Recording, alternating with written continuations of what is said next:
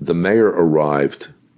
The mayor got to me about 3 minutes after Tower 2 was hit. He rolled up, got out, met me at Barclay and West Broadway. And I remember when he came up to he got to me, he was standing right next to me and he's watching all this debris come off the building. And as that debris got closer to the ground, he realized that it wasn't debris. And he was like, oh my God. He put his hands in put his head in his hands and he was yelling, like, oh my God. You know, it's funny.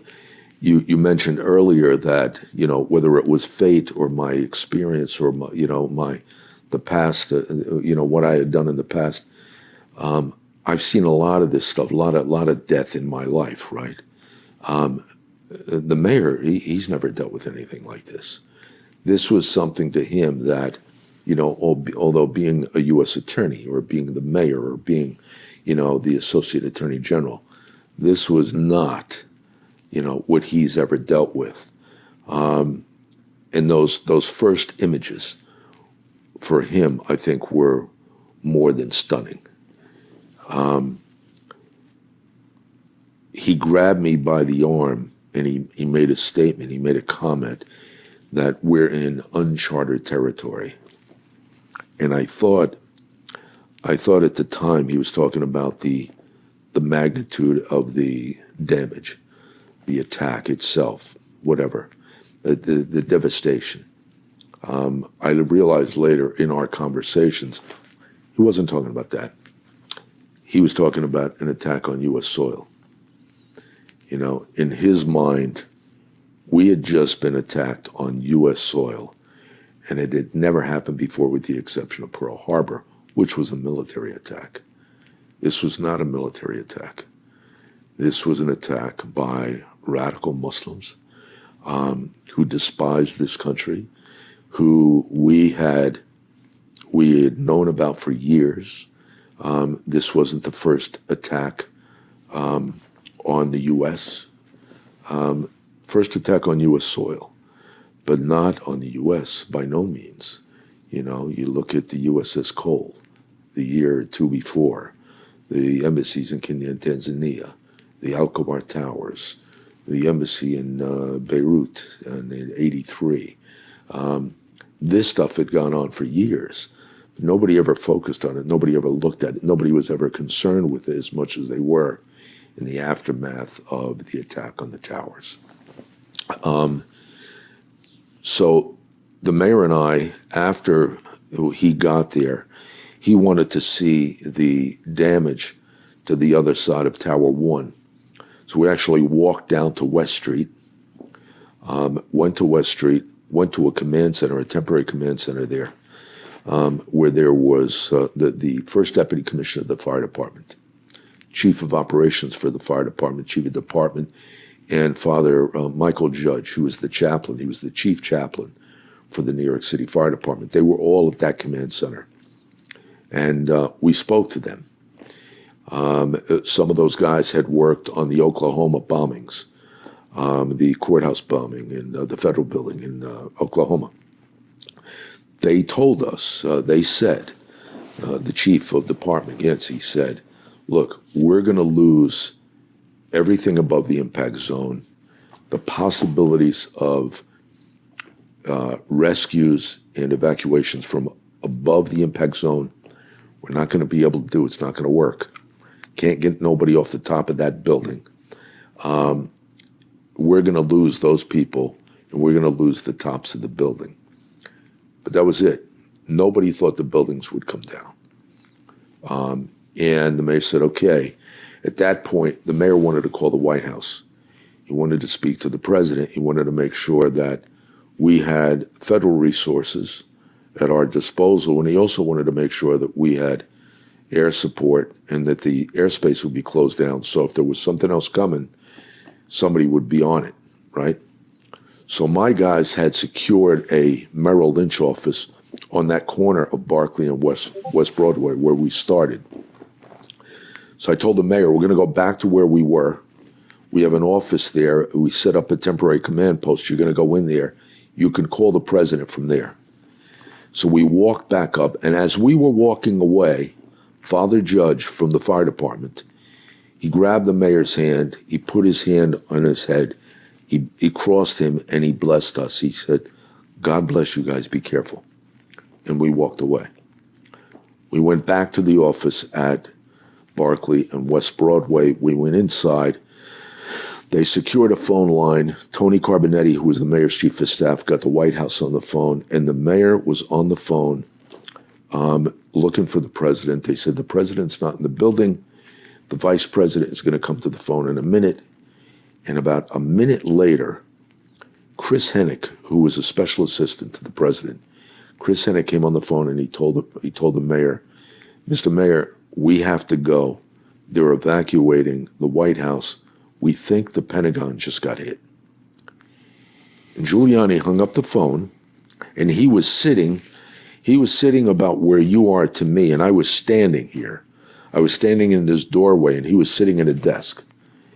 And he looked at me, he put down the phone, and he said, "Shit, that's not good." And I said, "What is it?" What'd he say? He said, "They think the Pentagon just got hit." And before he got to say that they were evacuating the White House, the building we were in started to shake like a freight train was coming through the side of it. It just started to shake, the entire building. And all of a sudden, the door flew open, and it was my chief of department, Joe Esposito, the chief of the NYPD, kicked open the door, ran inside, and he said, "It's coming down. Everybody get down." I didn't know if he meant the building we were in or what he meant. I didn't know what was going on. But the building we were in started to shake more and more and more. And, you know, there were people jumping under these little desks and all this shit. And I thought, this fucking desk ain't going to help nobody. I basically stood in the doorway. I braced myself in the doorway and just stood there. And I'm like, if this building's coming down, a fucking desk ain't going to help you. And it went on for about 10 seconds. Enormously loud. And then all of a sudden there was this gush of smoke and gas and soot. All the windows on the outside of the building we were in blew out. And there was this flush of white dust inside the building. And as the door, they opened the door, I could see that hallway. All the windows blew out. There was dust, and there was paper, and there was stuff in the wind, stuff in the air. And as we got over there, I realized there was no getting back out the way we came in. Tower 2 was, 2 blocks south of us. Tower 2 had imploded. That's what was coming down. Tower 2 imploded. And to give you an idea of how much damage there was 2 blocks north, my first deputy commissioner was in a Dodge minivan. That Dodge minivan was about 13 inches high, right outside where we were. So basically we were stuck in this small office.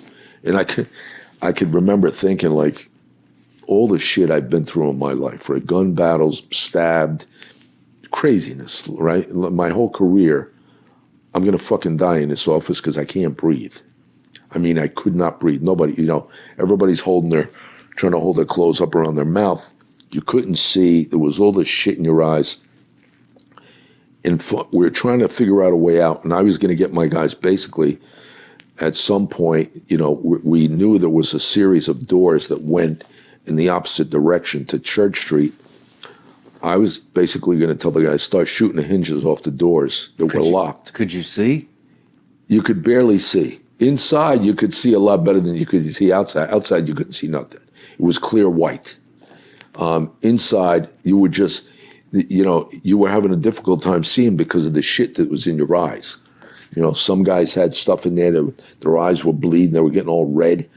But we were doing a lot better off inside than people outside. There was electricity or flashlights? No, there was electricity in our building. There was electricity, it was still lit. So we're looking at these doors, and I'm thinking, I'm going to tell my guys, basically shoot the hinges off the doors, and we'll just take the doors and head toward church, see if we can get to church. And all of a sudden, this fucking door opens. Like one of these doors open.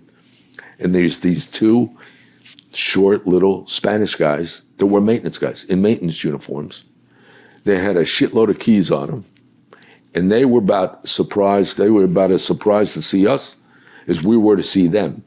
Imagine they come, walking. They don't know what happened. They don't know what's going on outside. They just know, it's like the fucking world's coming to an end.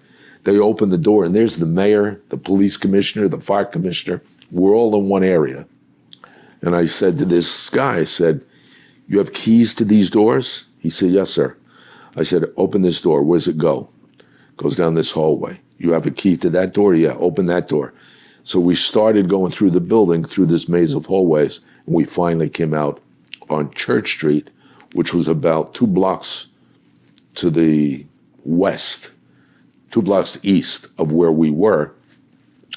And we came out into that building, and I know that building well. 100 Church Street is where the general counsel for the city was, the corporation counsel, right? We came into that corridor, the hallway of that building, the massive hallway. And I remember looking at the windows thinking, what's outside? Because I've been in that lobby 100 times. I knew the lobby well. They had floor-to-ceiling plate glass windows around that lobby. I couldn't see anything on the other side of the windows. It was solid white. It was like somebody took a fucking white sheet and laid it up on the window. And I'm thinking, I remember at some point, and I don't know if it was then or a little later, thinking, was this a nuclear blast? Like, what is this? What is all this white shit? Because you can't see anything out those windows.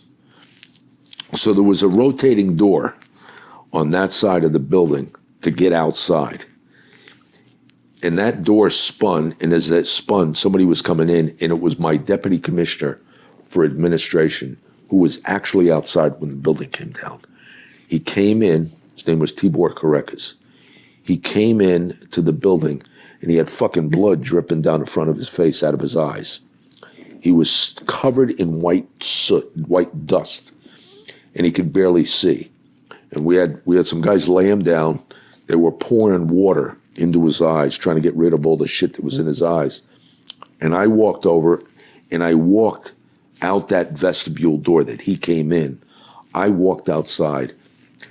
And now keep in mind, we're 5 blocks from Tower 2, maybe a little more. I walked outside, and on the ground, there was this much dust at least on everything. 5 blocks away, there was this solid white dust, and there was no fucking sound.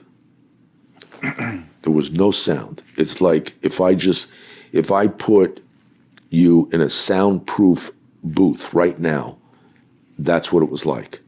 There was no sound. There was no birds, no sirens, no fucking movement, no nothing. It was like somebody took something and put it on your head and eliminated all the sound. That was one of the eeriest feelings of that day for me.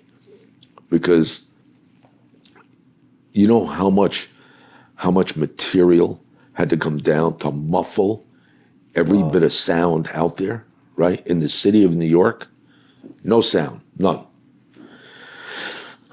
So I got the mayor. We couldn't go back to City Hall. His guys wanted to go to City Hall. They had wanted to go earlier so he could call the White House. I didn't want him to go back to City Hall. I figured if we went back to City Hall and there was something else planned, we wouldn't be prepared for it. Luckily, we didn't go to City Hall because had we would have been walking behind Tower 2 when it came down. So by getting him out of the danger zone, getting him back to Barclay, that part was safe. Now I'm thinking, where are we going? City Hall's closed. Police headquarters is evacuated. What are we going to do? I didn't want anybody to know where he was. It was my job at that point, more than anything else, secure the mayor. You need a leader to lead. He's not doing us any fucking good. If he dies, if something else happens. So I decided we're gonna walk up Church Street. We're going to go to the Soho Grand Hotel. I sent my guys to the Soho Grand, and I said, take over the hotel, take over the inside of the hotel. We'll use that as a temporary command center until we can figure out what else is happening. Because in my mind, if they hit the Pentagon, they hit both of the biggest financial buildings in the country. What else is there, right? Mm-hmm. I didn't know about 93 at the time. So we walk up to the Soho Grand. We walk in one door. We're walking in. The advance team's up there. They're trying to get a bunch of phones in place. I walk in. I look around. The whole fucking base of that hotel was glass. I looked around. I took one look around. I looked at the mayor. He looked at me. I said, we ain't staying here. Got to go. Walked through the lobby, in one door, out the other door, and started walking, continued down Church Street until we got to Houston. There was a fire station at Houston Street. It was completely locked. There was nobody in it. Everybody from that station had gone to the Trade Center. We broke into the fire station. The mayor used the phone inside. And at that point, I decided, you know what? I got to get him out of the danger zone. I got to get him in a place where it's going to be secure. Nobody's going to know. I pulled up the cars. I told my guys, throw them in the car. We're going to the New York City Police Academy. New York City Police Academy was in Gramercy Park, so to speak, on 20th Street. 20th Street between 2nd and 3rd Avenue. That's where the academy was. We're going to the academy. So it's my administration, my deputies, the people that are with me, his immediate staff. We all jumped in the car. We took off a series of cars, and we went to the police academy. We set up a temporary command post there. I called all the press. There was a press pool. There was a number of reporters that were with us. I had them meet me outside. I got them all in one group. I said, so listen up. Here's the deal. This is going to be our temporary command post. This area and everything around it and by it is embargoed. I don't want no photos. I don't want no pictures. I don't want no locations given over the networks. I want nothing. If you do it, I will arrest you. I'll lock you the fuck up. Nothing. I don't want nobody to know the mayor's here. I don't want nobody to know where we're at. Clear? Yeah. Okay, good. Boom. Went back inside. And then basically that was the beginning of our operational day. Mayor was talking by then the mayor talked to the president because the president was in Florida. Mayor talked to the president, talked to some of the other city leaders, talked to the governor. The governor was on the way to see us. That was the beginning of our day.